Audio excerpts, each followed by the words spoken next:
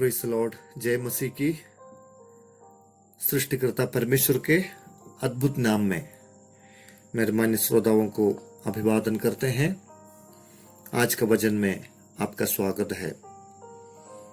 प्रेरितों का काम 17 अध्याय 23 पद, मन फिराने की आज्ञा। संत पौलुस के दूसरी मिशनरी यात्रा के दौरान थिस्सलुनीकि शहर में प्रचार करने के पश्चात वो बिरिया नगर में वचन बांट रहा था। फिर वो एथेंस शहर में तीमुथियुस और सिलास का इंतजार कर रहे थे। एथेंस एक ज्ञानवानों का और तत्वज्ञानियों का शहर था।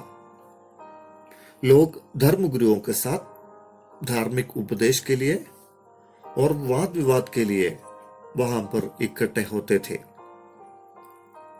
उस शहर की एक और खासियत यह थी कि वहां बहुत सारे देवी देवताओं की मूर्तियों की पूजा करते थे।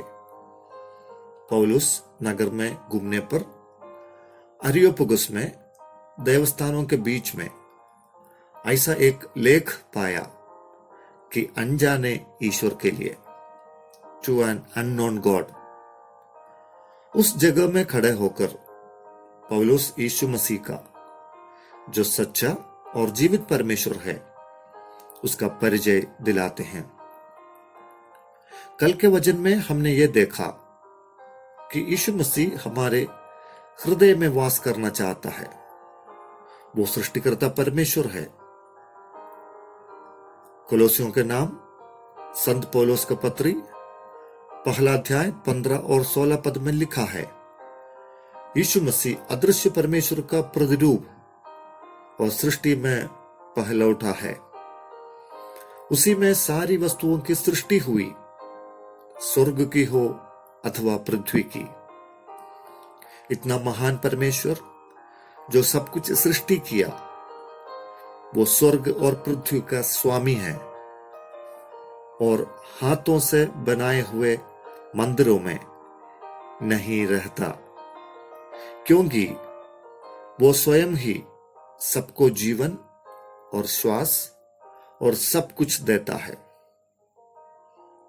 क्या इतना बड़ा सामर्थी परमेश्वर उनकी पसंदीदा जगह में अपने मर्जी से नहीं रह सकते हैं? जी नहीं, आपके विषय में वो आपकी इच्छा जानना चाहता है। आपके इजाजत के बिना वो आपके अंदर नहीं आ सकता है।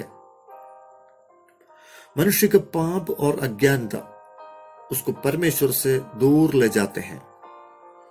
हमारे बुरे और अविश्वासी मन से हम ईश्वर को अपना नहीं सकते हैं। प्रकाशित वाक्य 3 अध्याय 20 पद में लिखा है कि मैं द्वार पर खड़ा हुआ खटखटाता हूं। यदि कोई मेरे शब्द सुनकर द्वार खोलेगा तो मैं उनके पास भीतर आकर उसके साथ भोजन करूंगा और वो मेरे साथ। यीशु को निमंत्रण देने के लिए हमें मन फिराने की जरूरत है। हमारी असली अवस्था को हमें जानना है और सहायता एवं उद्धार के लिए उसको निहारना है। प्रेरितों के काम 17 अध्याय का 30 पद में संत पौलुस अरियोपगुस के मूर्तियों के बीच में से चिल्ला रहा है कि जीवित परमेश्वर ने अज्ञानता के समय पर ध्यान नहीं दिया, पर अब हर जगह सब मनुष्यों को मन फिराने की आज्ञा देता है। परमेश्वर के मार्ग में चलने वाला पहला कदम है मन फिराना। मन फिराने से नाश होने से आप बच सकता है। मन फिराना एक गुजारिश नहीं, सृष्टिकर्ता परमेश्वर की एक आज्ञा है। उसकी आज्ञाओं का हम पालन करें। सच्चे परमेश्वर को हृदय में स्वीकार करने की प्रक्रिया भी उसमें शामिल है। और जितनों ने उस पर विश्वास किया उन्हें परमेश्वर के संतान होने का अधिकार दिया। हम उसकी संतान हैं। यीशु मसीह सारी देवी देवताओं के बीच में एक देव देवता नहीं, वो एकमात्र सच्चा और जीवित परमेश्वर है।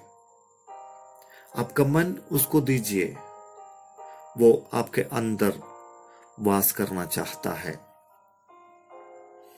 आइए हम प्रार्थना करें। प्रेमी अनुग्रहकारी पिता, आज के सुंदर दिन के लिए धन्यवाद देते हैं। आपके पवित्र वचन के लिए धन्यवाद। हमारे लिए आपकी इच्छा यह है कि हम मन फिराए और आपको हम मन में स्वीकार करें। प्रभु, आपके वचन के आधार पर हमारे मनों को, दिलों को तैयार करने के लिए हमें सहायता कर, मदद कर। आपका संतान होते हुए आपके जीवित भवन हो बनकर जीने के लिए हमें सहायता कर।